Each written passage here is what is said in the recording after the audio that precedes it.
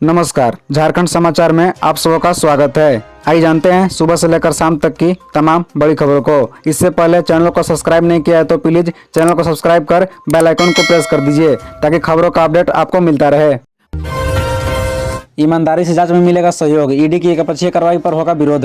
झामुमो कार्यकर्ताओं से बोले मुख्यमंत्री हेमंत सोरेन। दरअसल आपको बता दें कि ईडी के पूछताछ के बाद मुख्यमंत्री हेमंत सोरेन ने कहा कि उन्होंने ईडी अफसरों को आश्वस्त किया है कि यदि निष्पक्ष जांच होगी तो पूरा सहयोग करेंगे, लेकिन एकपक्षीय कार्रवाई के विरोध की ताकत भी हम रखते हैं। मुख्यमंत्री शुक्रवार को अपने आवास पर राज्य के विभिन्न हिस्सों से आए झामुमो कार्यकर्ताओं को संबोधित कर रहे थे। इस दौरान उन्होंने आदिवासी मूलवासियों को एकजुट रहने की अपील की, साथ ही सभी को घर लौट जाने को कहा। सोरेन ने कहा कि ईडी की पूछताछ करीब 7-8 घंटे हुई। इस दौरान ईडी अफसरों से उन्होंने पूछा कि उन पर लगाए गए आरोप 1000 करोड़ के अवैध खनन 2 साल में कैसे मुमकिन है। तब ईडी अफसरों ने कहा 2 साल की बात उनकी तरफ से नहीं कही गई है। हेमंत सोरेन ने ईडी अफसरों को आश्वस्त किया है कि अगर ईमानदारी से दूध का दूध पानी का पानी करेंगे तो पूरा समर्थन मिलेगा, लेकिन एक पक्षीय कार्रवाई हुई तो विरोध भी करेंगे।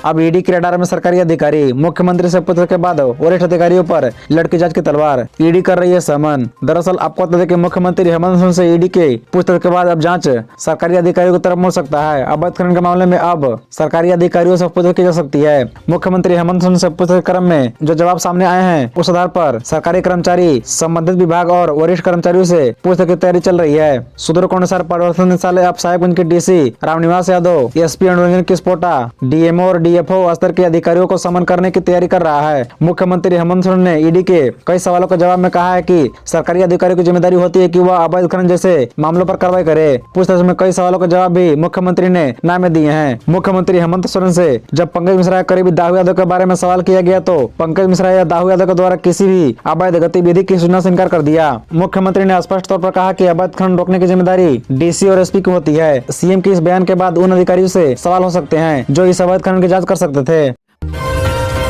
ईडी एक्शन के बाद भी नहीं खुली हेमंत सोरेन की नींद, बीजेपी ने अवैध खनन पर सीएम को घेरा। दरअसल आपको बता दें कि बीजेपी के विधायक दल के नेता बाबूलाल मरांडी ने अवैध खनन से जुड़े सवालों के जवाब पर मुख्यमंत्री हेमंत सोरेन को घेरा है। शुक्रवार को बाबूलाल मरांडी ने कहा कि हेमंत अपनी याददाश्त ठीक करे, कागज नहीं मरता। उन्होंने कहा कि मेरी जिन चिट्ठियों पर सीएम ने पत्रवीर कहकर मजाक उड़ाया उन्हें निकाल कर देखे। उनके बाद बोले कि सच में वे लूट में शामिल थे या नहीं। बाबूलाल ने कहा कि साहिबगंज में पंकज मिश्रा द्वारा पत्थर, बालू, जंगल जमीन आदि के सिंडिकेट बनाकर लूट गिरोह चलाने, गलत जगह जहाज से गंगा के मार्ग से पार कराने के चक्कर में ट्रकों को डूबने जैसे मामले की जुबान खोलने वालों को जेल में डालने जैसे मामलों के बारे में 2 साल में मैंने करीब 1 दर्जन पत्र लिखकर सब कुछ संज्ञान में लाया। ईडी की कार्रवाई के बाद भी सीएम की नींद इसलिए नहीं खुली कि सोए हुए को जगाया जा सकता है, जगे हुए को नहीं।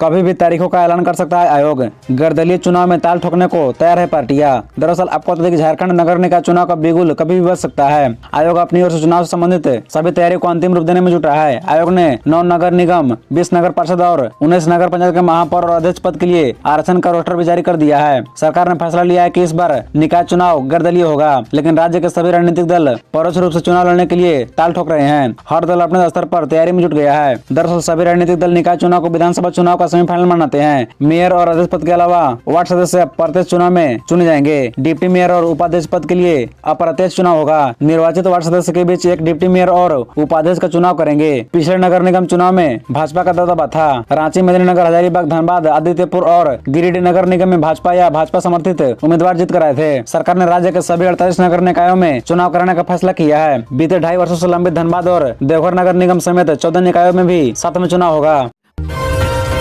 राज्यपाल रमेश बैस बोले रायपुर की तर्ज पर जमशेदपुर में अस्पताल बनाए श्री सत्य साई संस्थान। दरअसल आपको बता दें कि राज्यपाल रमेश बैस ने शुक्रवार को बिष्टुपुर साउथ पार्क में स्थापित श्री सत्य साई संजीवनी अस्पताल के मातृत्व एवं बाल स्वास्थ्य सेवा का उद्घाटन किया। अपने संबोधन में उन्होंने कहा कि झारखंड के ग्रामीण इलाकों में लोग आज भी बीमारियों का इलाज कराने के बजाय झाड़ फूक कराने के लिए मजबूर हैं। ऐसे में उद्घाटन कार्यक्रम में हिस्सा लेने से पहले मैंने अस्पताल प्रबंधक से वार्ता की है कि वो रायपुर की तरह ही झारखंड में भी अपना अस्पताल स्थापित करे जिससे लोगों को निःशुल्क इलाज मिल सके। राज्यपाल ने कहा कि रायपुर के अस्पताल में इलाज और दवाइयों के साथ मरीजों को लेकर आने वाले लोगों के लिए भी खाने पीने की व्यवस्था की जाती है। ऐसी सुविधा झारखंड में भी मिलनी चाहिए। उन्होंने कहा कि राष्ट्र के बुनियादी ढांचे को मजबूत बनाने में अस्पताल की अहम भूमिका होती है। बेहतर सुविधाओं से लैस चिकित्सा सेवा आम नागरिकों के लिए सबसे जरूरी है। सही समय पर चिकित्सीय सलाह से इलाज के खर्च को बहुत हद तक कम किया जा सकता है। राज्यपाल ने कहा कि सत्य तो सत्य है और साईं का अर्थ होता है मालिक। मानवता की सच्ची सेवा ही ईश्वर की सच्ची सेवा है। कार्यक्रम को सांसद विभूत वरण महतो, टाटा स्टील के वाइस प्रेसिडेंट चाणक्य चौधरी, सत्य साईं के प्रबंधक मौजूद थे।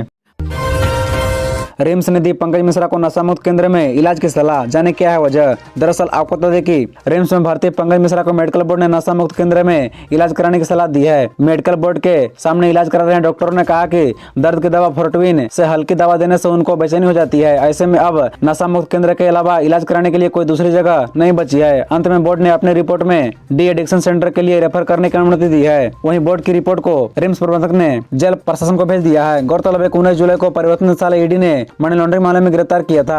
पूछताछ के लिए ईडी ने पंकज मिश्रा को रिमांड पर भी लिया था, लेकिन पूछताछ के दौरान तबियत बिगड़ने पर रिम्स में भर्ती कराया गया था। इलाज और जांच के दौरान क्रोनिक पैंक्रियाज की समस्या की पुष्टि हुई थी। वहीं दर्द की प्रतिबंधित दवा फोर्टविन के उपयोग की जानकारी मिली थी। दवा का आदी होने और स्वास्थ्य पर प्रतिकूल असर पड़ने के कारण डॉक्टरों ने मनोचिकित्सक की सलाह पर दर्द की हल्की दवा शुरू की थी। खबरों से जुड़े रहने के लिए चैनल को सब्सक्राइब, वीडियो को लाइक एवं एक दूसरे से शेयर जरूर करें। धन्यवाद।